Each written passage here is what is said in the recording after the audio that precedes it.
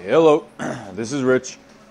Got some really good stuff for you guys today. I think I've worked all day. I haven't slept in over 48 hours, but I had to get this done.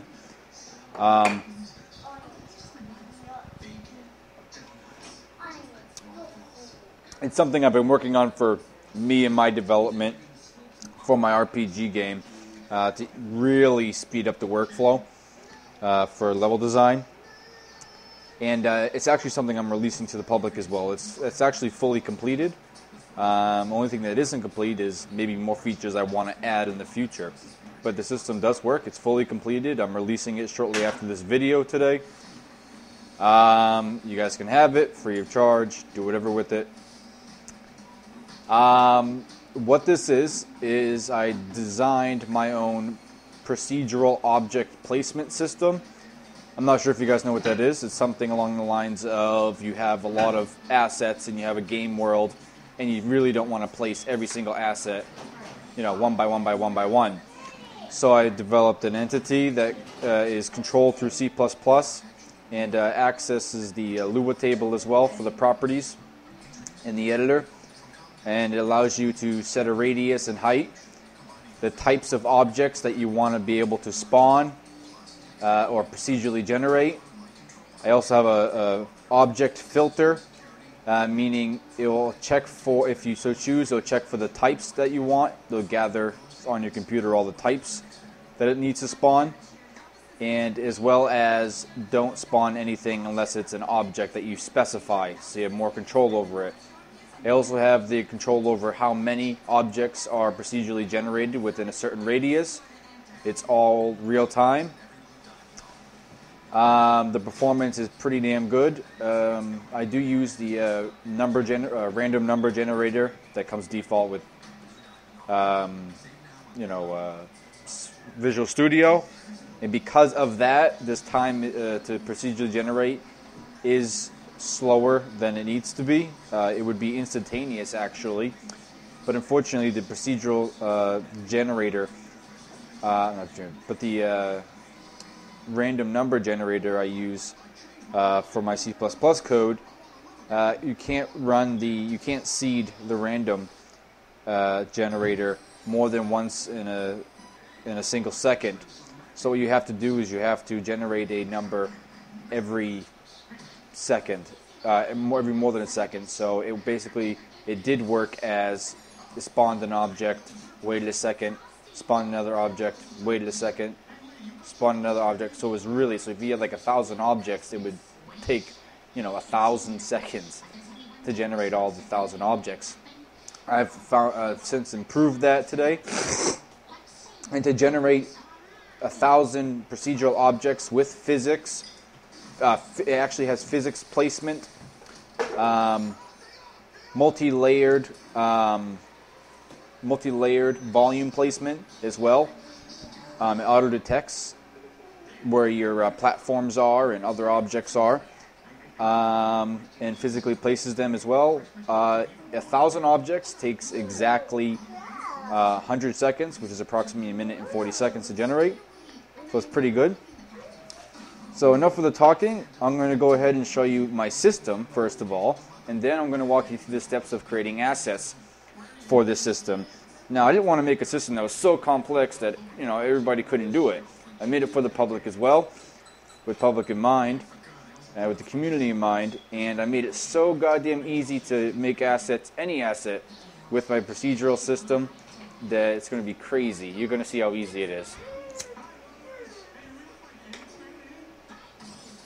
So let me showcase. I've been working on this. I started it this morning when I didn't wake up, but when I decided to get back on my computer.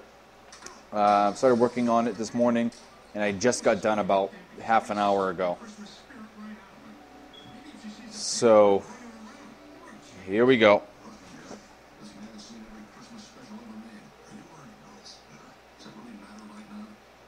I'm going to put my editor. Now the handling is through C++, but I also have a Lua file for this entity. That way you can set properties in the entity in the editor and have it update in real time on how the system acts. I do plan for a lot more features to be in place here soon, but I just wanted to show you that it's fully working, and I'm going to be releasing it. Like I said, like probably half an hour after this video is uploaded.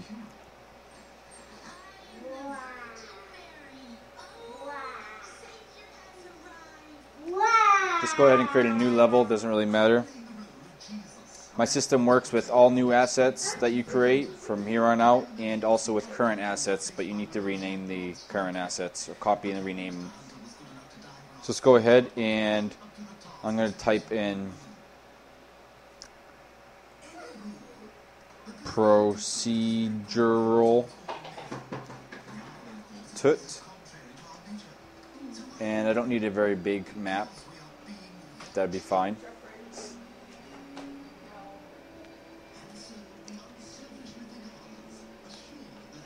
So let's be quick about this here.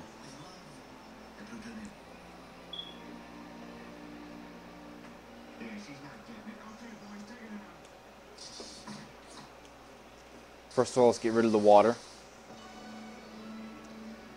Terrain, modify, remove water.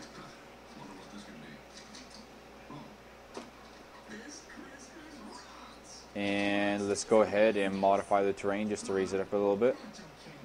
Flatten. And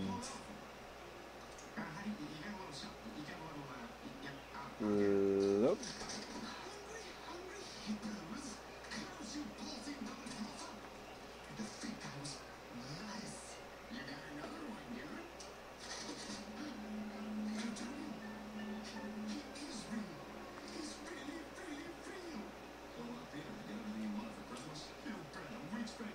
Okay, file, generate surface texture, just to get rid of this extremely bright. Okay.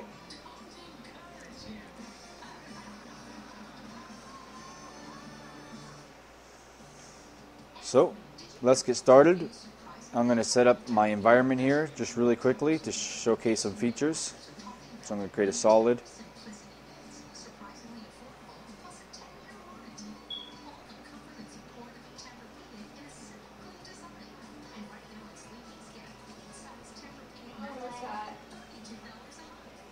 And I'm going to adjust the lighting so it's not so goddamn bright.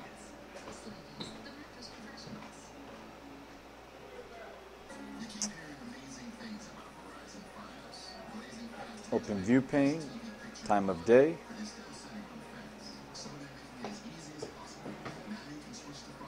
Make sure when I jump in my game, I don't change the time of day. Oops.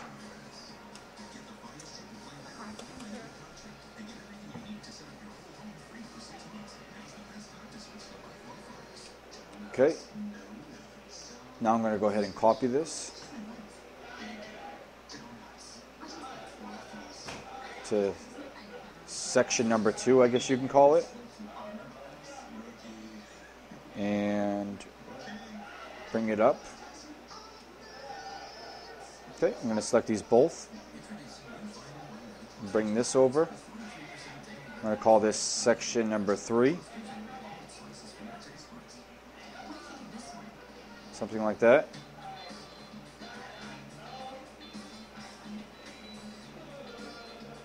And I'm going to make section number 4 over here.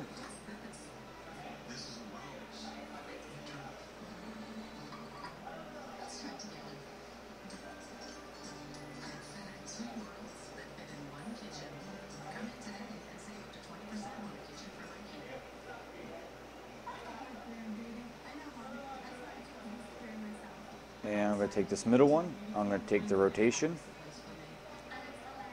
I'm going to rotate it.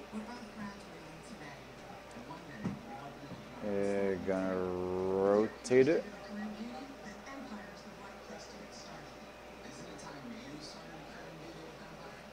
And rotate it. Now I'm going to move it. I think you guys should be able to hear me. I think that's fine. Okay, we got 3 sample areas. Let's go to area number 1. Let's get going.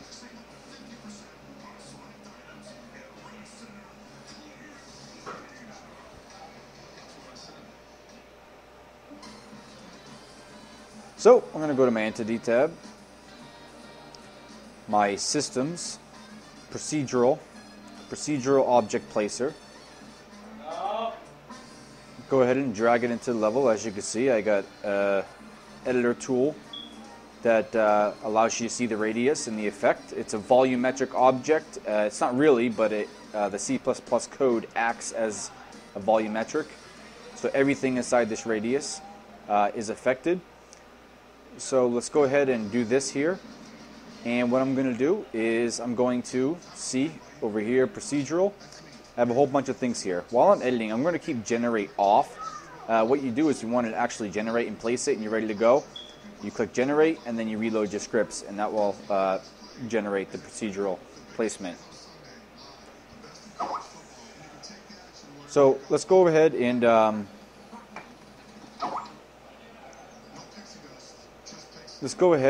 go over some properties. I have a height, which obviously, let me just go over here. Everything's updated in real time. So for the height, let me go ahead and grab this. As you can see, as I'm going, the height is updated in real time. Okay? But for now, we're just going to set this to a 5. And actually, no. Let's set this to an 8. How about that? Number of objects, meaning inside this radius, there's going to be 20 different objects that are going to be created inside this radius. You can have an unlimited amount. Obviously, if you want to find out how much time in seconds it's going to take to generate, you take this number and divide it by 10. That's how many seconds. So 20 objects is instantaneous. Or 2 seconds. It takes 2 seconds for 20 objects. But let's go ahead and keep 20 objects there. Procedural folder, by default, it already points to a specific folder. What this folder is here, it's relative to the games. We have game, my files, objects, procedural, placement with the / at the end. This is a folder that all your procedural assets are located. This can change by just putting the folder that you keep your procedural objects in. Okay, so all my procedural objects, I have 2 of them now. They're just tests, nothing fancy. One's a block and one's a bench. So this is the folder you can change here with your folder that has your procedural objects. And procedural objects, this is the actual, I should name this differently, but this is a procedural objects filter. You type the name of the CGF file separated by commas, so you can actually specify 100 if you want by typing a name, comma, name, comma, name, comma. And this is additional property that's not needed.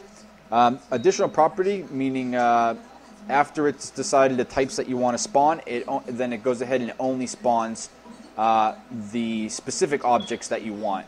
Maybe you don't want to spawn dynamically, you want to procedurally generate objects of a certain type, but some of those objects may be too big to look good. Maybe the object's bigger than this platform you want to put it on. So you can go ahead and specify on top of that objects that you want to only have. So it's a filter to objects that you want to only place if it's this object. Radius, obviously, we've went over this already. Oh, we didn't go over this. Radius is updated in real time. That's the area of effect, obviously. Let's go ahead and make this bigger than that. Let's see. Yeah, I want like that. 12.5. Now, types allowed. Now, these are the types of objects, and you're not going to know what these are because CryEngine doesn't have types. Well, they do, but not in the sense that I have. These are my whole new system here, these types. You create them, actually. There's no like, what's a predefined type? What is it? There is none. You create them with this tab here. You're creating your own type of object. Now, how does this work? I'll explain. More of it in a few minutes, but basically, you type the type of object you want. Currently, I have 2 objects that I know will work. Test, and then we have chair. Now, these are separated by commas. So basically, what this is saying is that inside this volume of space,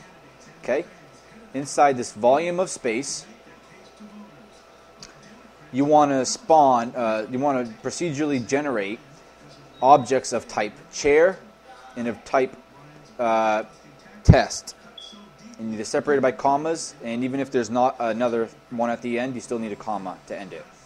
So they're separated by comma, you can have an unlimited amount. So here we go there. Currently, if I go ahead and generate, nothing will be spawned because there's no objects within the radius. I'll even prove it to you. Ready? First of all, we're just going to spawn objects of type test, which is a simple cube that I made. Objects of type test. Keep in mind, even though it's only one, I still have a comma at the end. You always need that delimitator. So we're going to spawn objects of type test with the radius of inside this, and we want 8 objects of type test. We're not really concerned with what objects specifically we want. We just want my program to decide the objects to create based on their type of test. So we're going to create type tests. Nothing specific, no specific object that we want, and within this radius, and we're going to create 20 of them. Okay? So I'm going to go ahead and click generate and reload my scripts.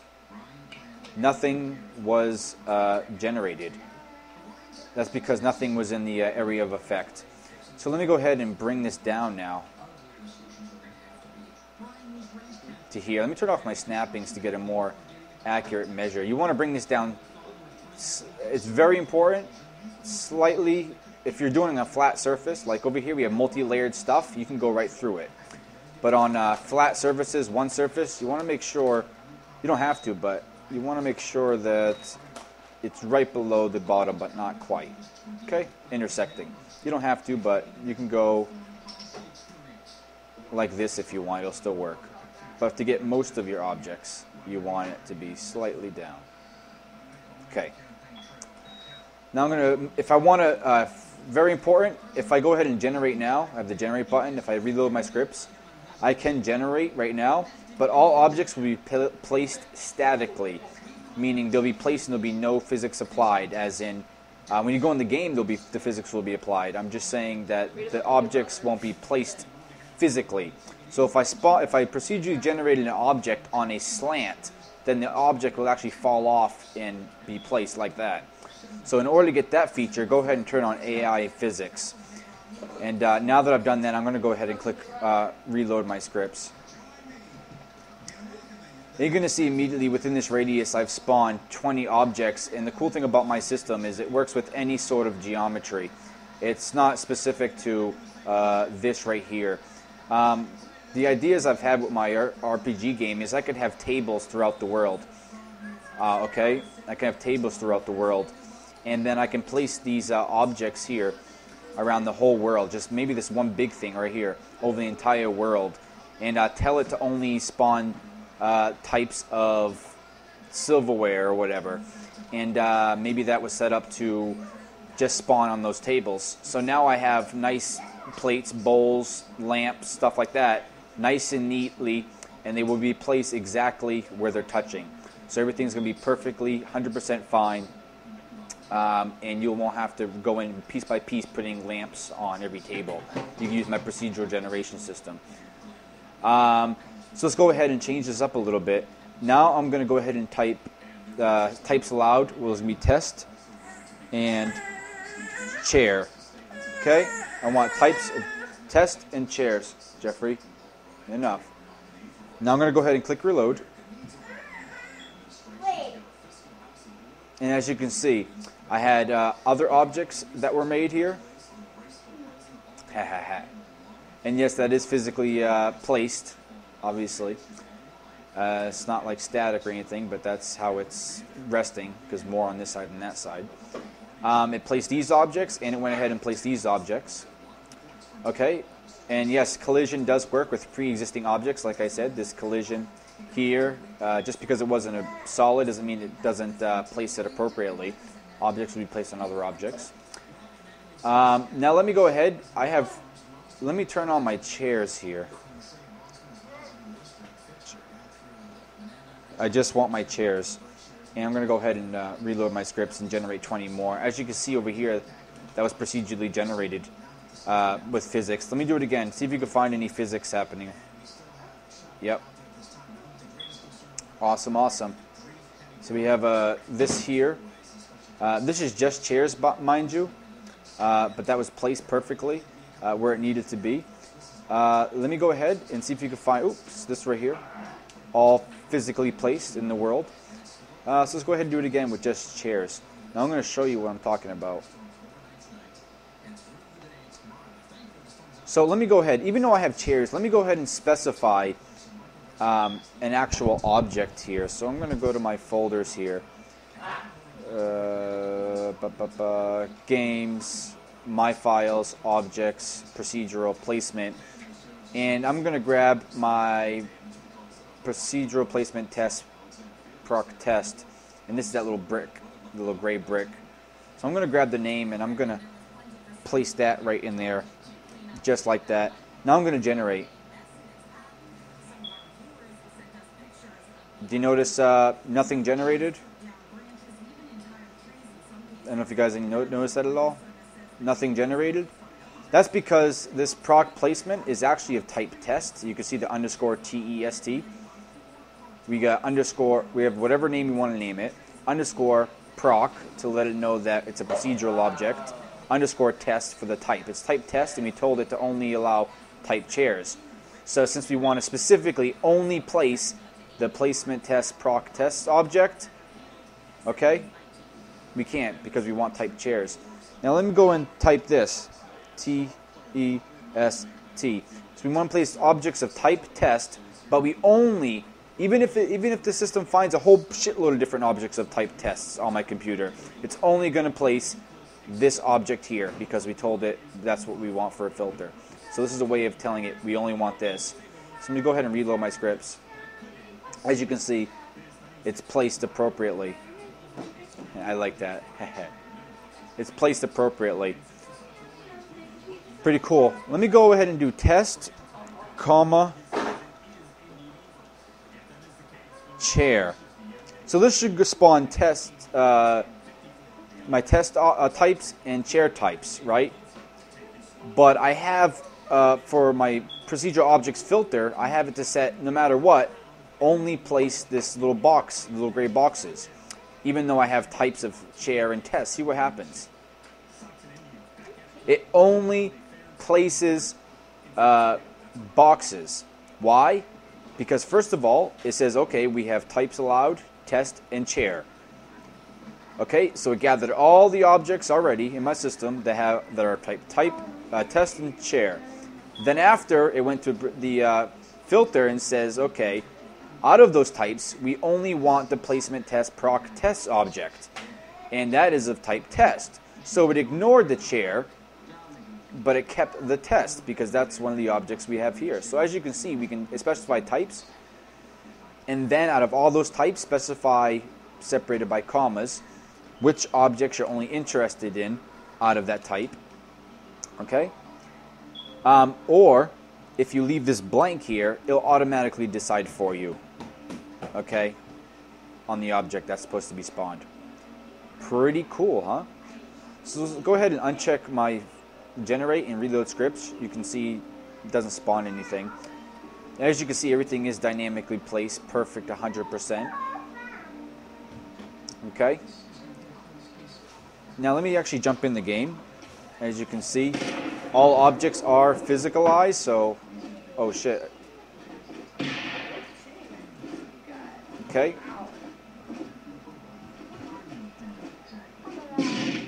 And I just want to tell you something cool about my system, which you guys probably didn't know. With my system, you couldn't do this in CryEngine before, but with my system, you could place objects anywhere procedurally. I know it's kind of weird, huh? But it's really, really, really advanced. It has a whole bunch of things you can do. I mean, there's no limits to it. I can take this object here and I can just literally move it around the map if I really wanted to. Okay? I could. And I can just regenerate my objects. Oops. Click on generate first and regenerate. Okay, just like that.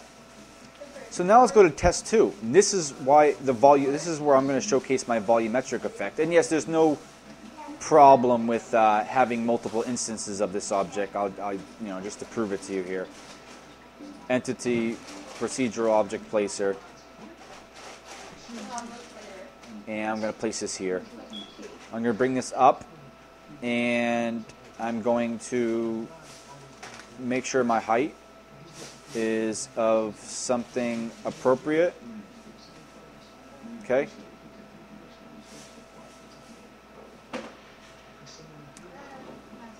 And I'm going to do number of objects. Why don't we just crank this up to, let's say, 40 for now. We'll save the big one to last. And we have the right folder. I want to only deal with objects that are in my this folder here that I specified. We're not going to worry about specifying only certain types of model. And we're going to make our radius bigger, just like that. On top of that, we're going to be worrying about test and chairs. Oops. Comma CHAIR. And just go ahead and click on generate. Oops, I forgot the comma at the end. So let's click on generate and watch what happens. This is a volumetric object. So what happens is it'll place on the top and the bottom. Nowhere is it going to be inside the middle here. And there we go. We have objects being placed on top, and we have objects being placed on the bottom. Pretty cool. So let's go ahead and do that again. And there we go. Pretty cool in my personal opinion. I want to see if I can get an object to fall off the edge.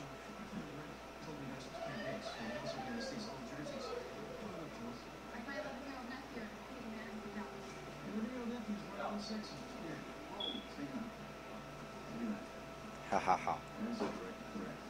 Awesome, awesome. So now let's go to test subject 3.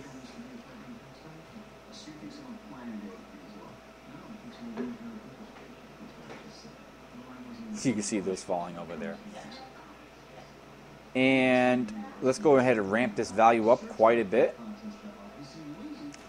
Let's go to here, and for the height, let's raise this up quite a bit.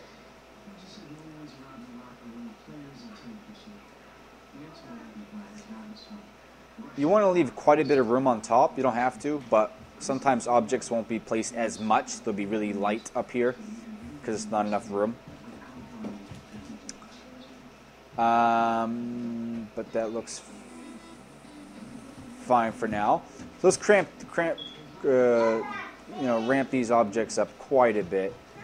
Let's add, let's say, 150 objects. Now this will take 15 seconds. This will take 15 seconds. So go ahead and reload my scripts. And you don't click or anything because it's unresponsive while it's generating.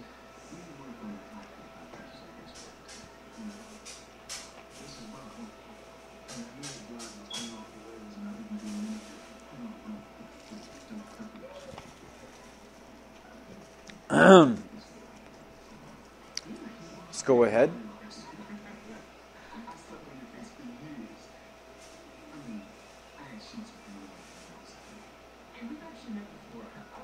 Ha ha ha. It's because the physics proxy is not the exact render mesh, it's an actual physics proxy. But yeah. Yep. Multi-layered. Let's go ahead and let's just crank it up even more. Add another load. It's going to take 15 seconds.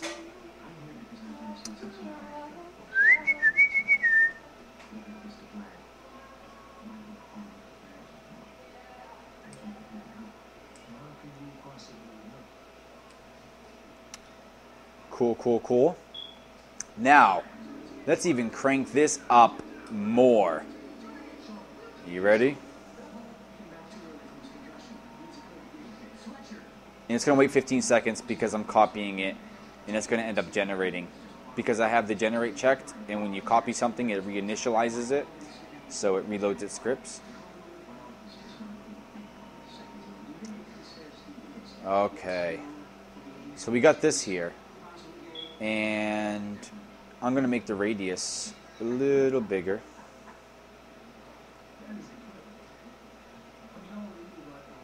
Okay, we're going to crank this up quite a bit. Okay, what we're going to do here is we're going to take this number of objects and we're going to bump it up to 1,000. Okay, bump it up to 1,000. Light up a cigarette, reload my scripts. So 100 seconds, it's going to be 1 minute and 40 seconds. Like I said, it's not my fault. It would be instantaneous, besides the fact that CryEngine needs, not CryEngine, Windows function random needs 1 second at least for it to work. I got it down to 0.1 seconds, which is 100 milliseconds, but actually I got it down to 30 milliseconds, I believe.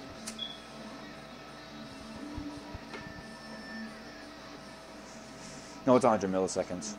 Using the get tick count instead of using the seed random with the time. I wait 100 milliseconds, then I use seed the random.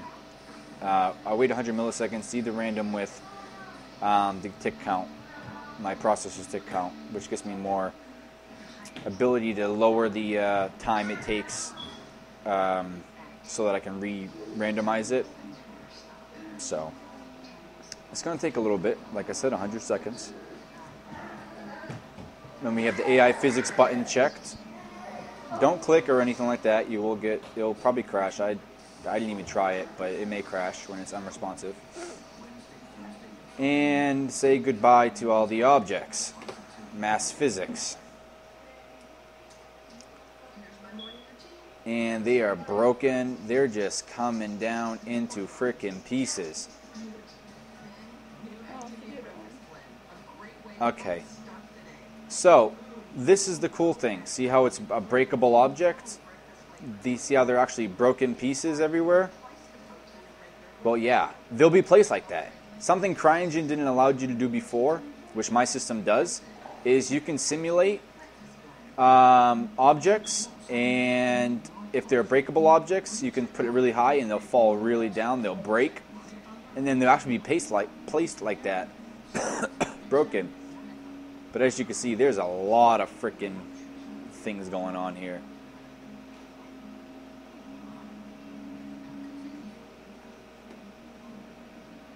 Balancing act.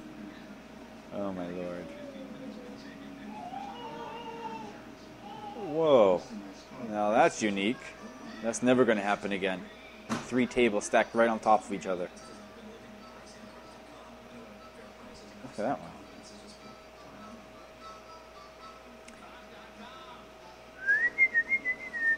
Pretty cool though, huh? We'll jump right in game.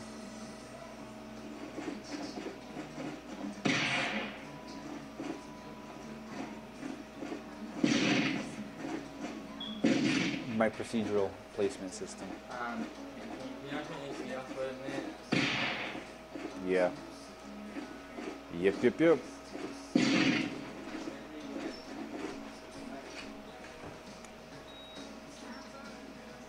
And they're resimulating. Bye-bye, motherfuckers. Alright, guys. So now, I know that was a long deal, but I really wanted to... This is a tutorial as well, so... Oh, yeah.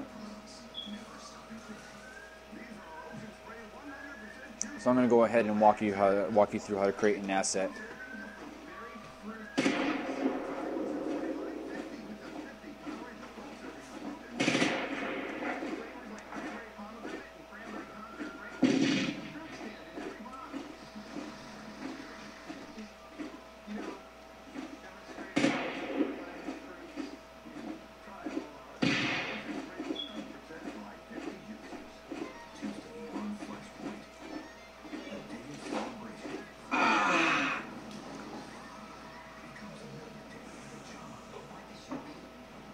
Okay.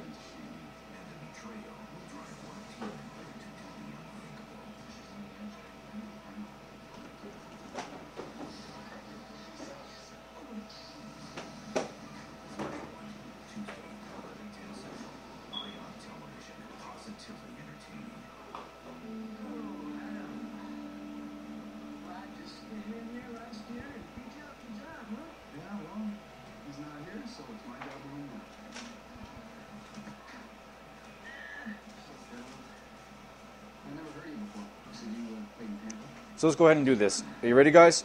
All right. Open up 3D Studio Max or Maya. It doesn't really matter. You don't even need a 3D package to do this. But hey, I'm doing a tutorial now. He wanted me to text him when I was doing a tutorial. I was talking to my YouTube viewers. You don't technically, in order for it to work my system, you don't even need to use 3D Studio Max or any sort of package. It's just a name that you're changing. It's a naming convention that I use to make things so easy. Model like you normally would, and just use a naming convention. There is one thing you have to do though. If you're developing assets for my procedural procedural placement, object placement system, you can't have any underscores in your object names besides 2. Only 2 of them are allowed. That will change in the future, but I didn't see it necessary as of right now. I'm going to create a new empty scene. Okay. And I'm just going to go ahead and create something very simple.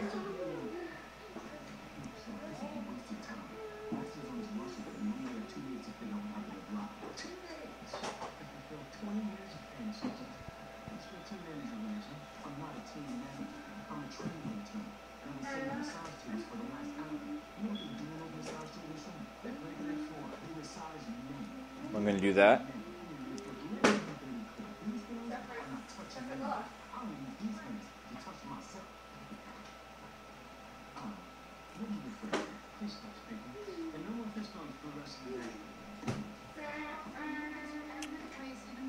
Turn on my angle snappings.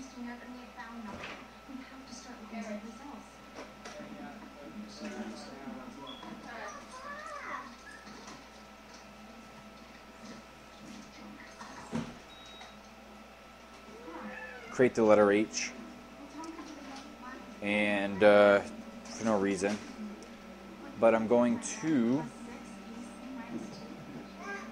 turn on my snappings for the face and snap it. Grab this here, object, effect pivot only, got my snappings on, so bring my snap to this edge here. Hold shift. Here we go. Bring this to this edge here. We have a weird H type of shape. Let's go ahead and use the attach modifier.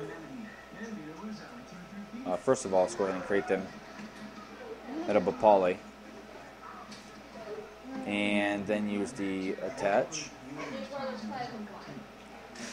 Then I'm going to do effect pivot only, center to the object, and then I'm going to right click while I still effect pivot only and just make this Z0.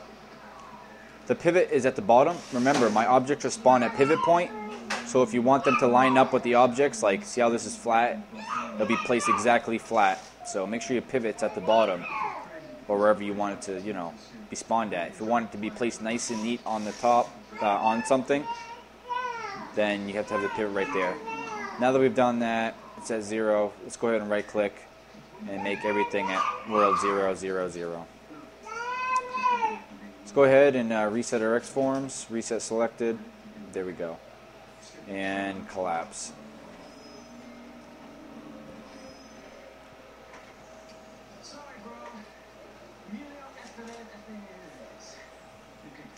Let's go ahead and create a name the object. This is a naming convention. No underscores besides this. If you make an asset, it can't have underscores. The only underscores it can have is the one that's part of my naming convention.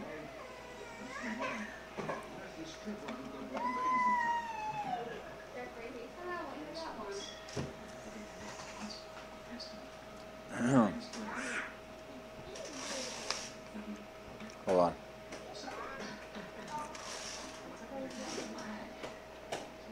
So everything is normal up till now, the workflow. So let's name it. I'm going to name it whatever you want. The first name can be whatever you want. I'm just going to name it letter H. Now here we go. To make it work with my procedural system, underscore, capital P, lowercase ROC. So letter H underscore proc, underscore, and then the type. This is where you make the type. You make the type right now. I'm going to make it of type test 2. Test 2. That's the type I'm making it. Remember how I spelled it. That's the type I'm making it. I just made my own type right now. Just made my own type.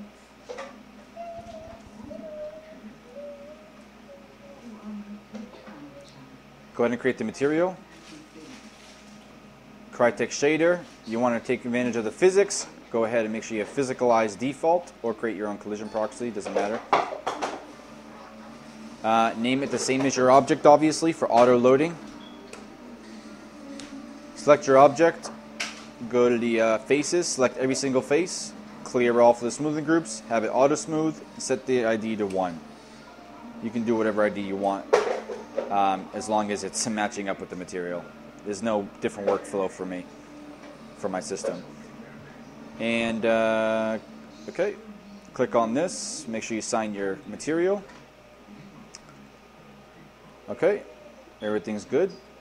File, save. Now we can save it to whatever folder we want. Just remember, if we save it to a different folder than the default folder that's going to come with the package I give everybody, then you're going to have to change the name inside the properties, the path to where your procedural objects are. But for now, mine's in root directory, games, my files, objects, procedural placement. It's the default. Okay. Letter H, proc test 2 for saving. Okay, let's go ahead and export. Select our object, add selected, export file per node. Awesome. All done. Go ahead and click on material, make sure it's selected, create material.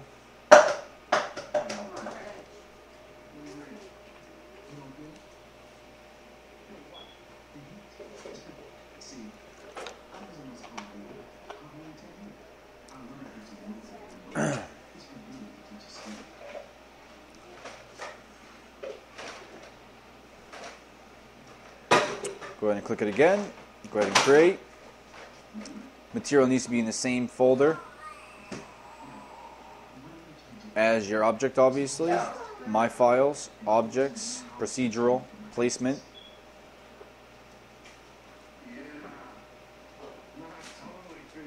Go ahead and save it. Give it a texture. Anything you want.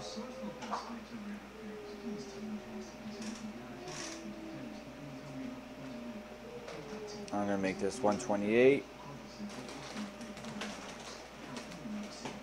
I'm going to give it a really high specular. I'm going to turn the glossiness all the way up so it's like a shiny H. And I'm going to save.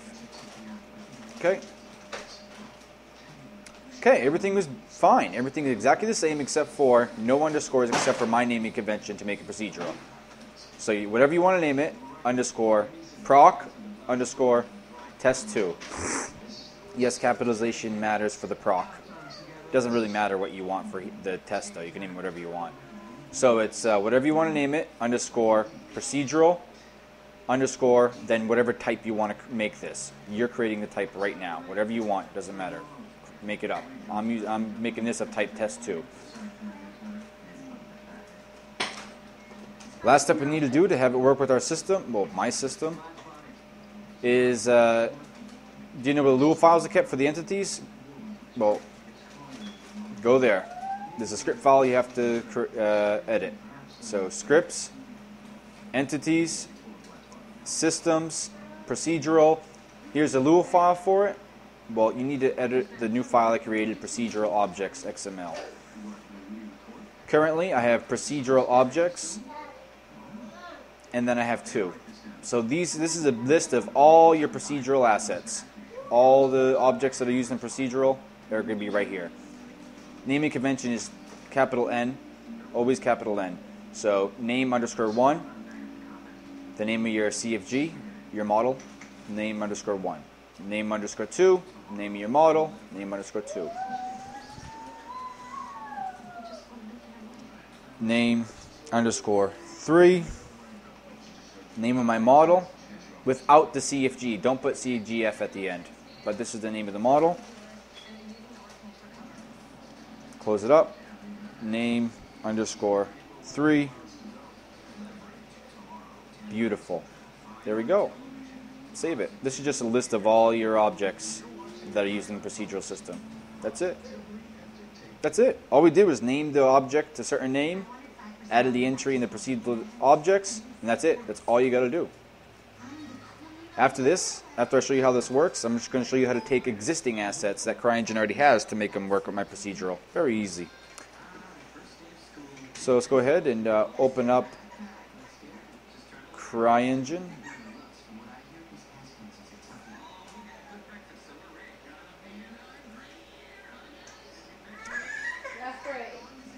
Game. Well, not game. Bin 64. Oh, here's the issue. I just thought of this.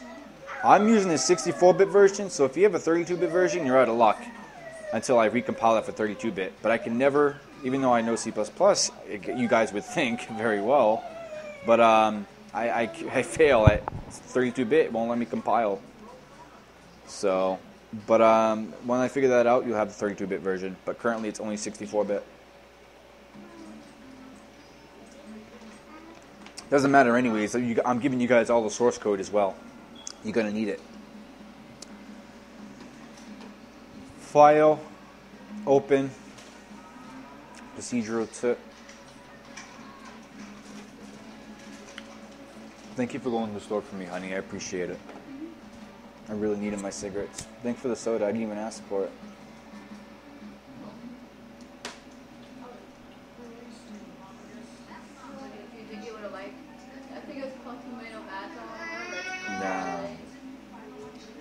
So let's go ahead and take our entity, systems, procedural object placer.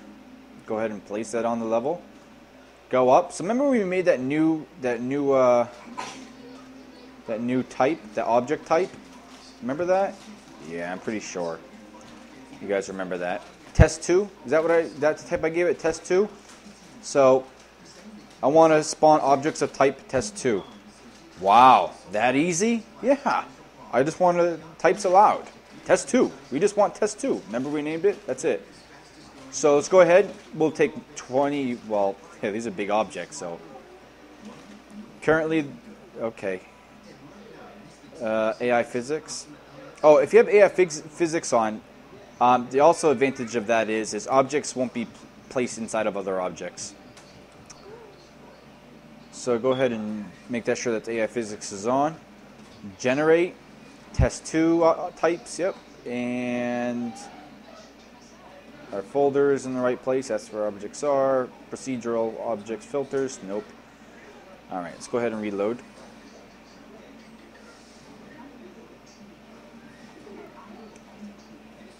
What? Letter H's. You know, like those teaching programs on TV. All right, let's do it again. Here we go. Oh.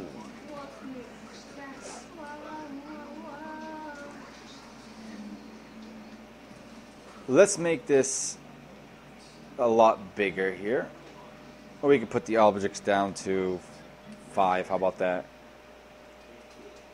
There we go. See how instantaneous that is? Ready, 1, 2, 3. Yeah, instantaneous.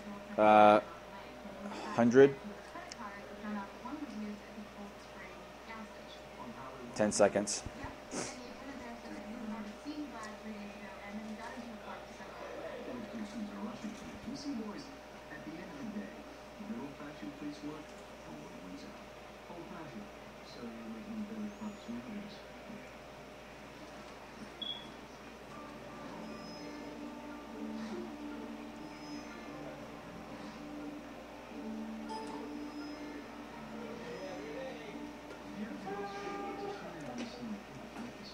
By the way, these objects have a mass of 40. In case any of you wanted to know.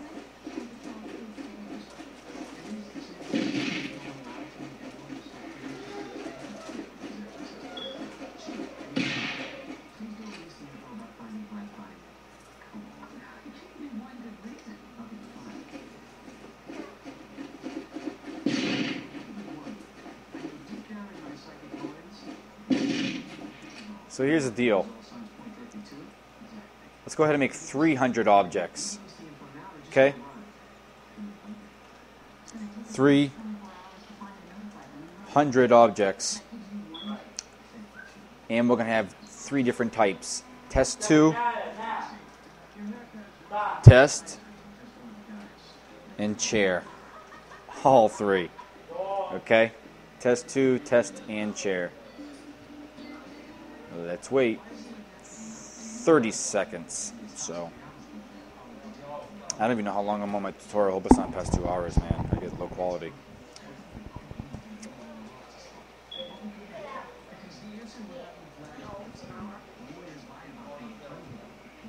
Since I started this?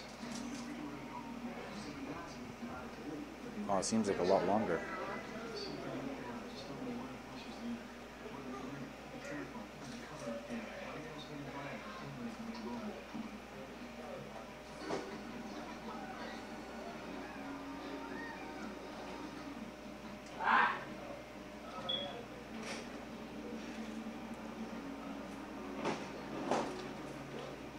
Scotty, relax.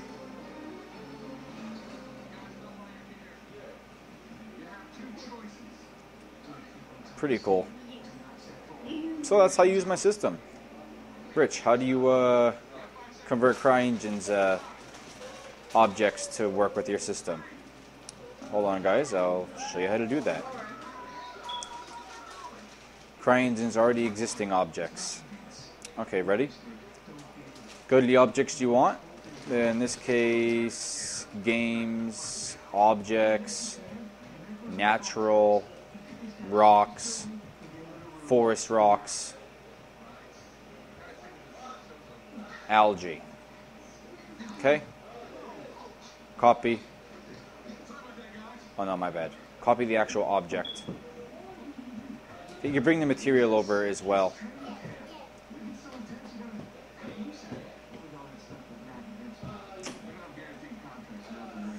Games, my files, objects, procedural, placement, algae. Now just rename it. Algae underscore proc underscore, give it a type rock. How about that? Algae proc rock. Haha. Okay.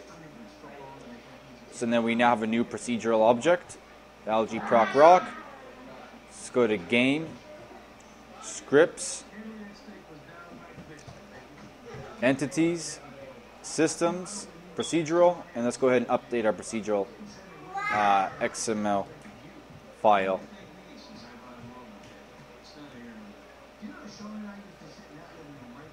Remember, no CGF at the end. Just the name of the object. Name underscore 4. There we go. Go ahead and save. Yep, save. Okay. Tools, reload scripts. Oh, great. Motherfucker, I should have unchecked generate first. Now we gotta wait another 30 seconds, guys. Before you reload scripts, make sure you turn off the generate button. Otherwise, when you reload scripts, I have stuff that this stuff happens on the init initiation. So, init function. So wait 30 freaking seconds.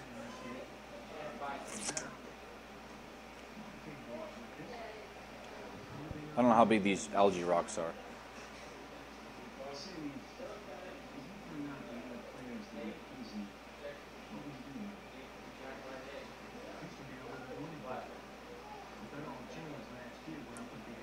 Let's go over here.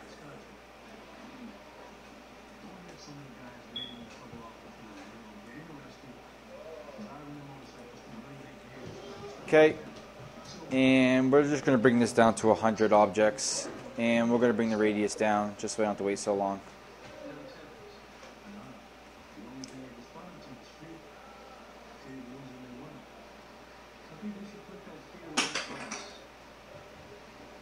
So what's going to happen now is we're going to get rid of all these, and we're going to, what do we name that one? Rock. R-O-C-K. Turn off. Was that it? Rock? I think that was. Anyways, let's go ahead and reload our scripts to generate. Oh, these are decals. Okay. Anyways, as you can see, that's what they are. Rock, chair, test, 2. Rock, chair, test, and test 2. And bring this over.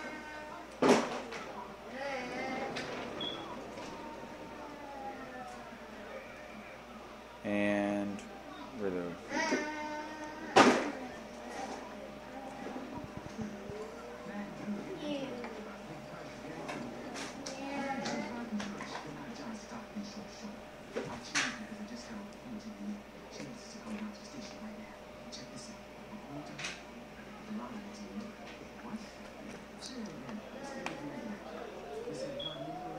But there you go.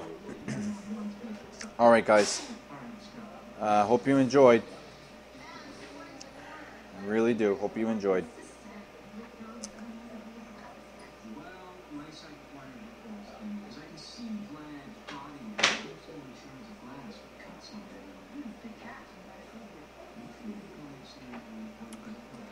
Thank you guys very much, and hope you guys, please leave comments, let me know what you think. I'm proud of myself, actually. Alright then. Thank you guys very much, and I look forward to releasing this for you guys shortly. Alright, bye.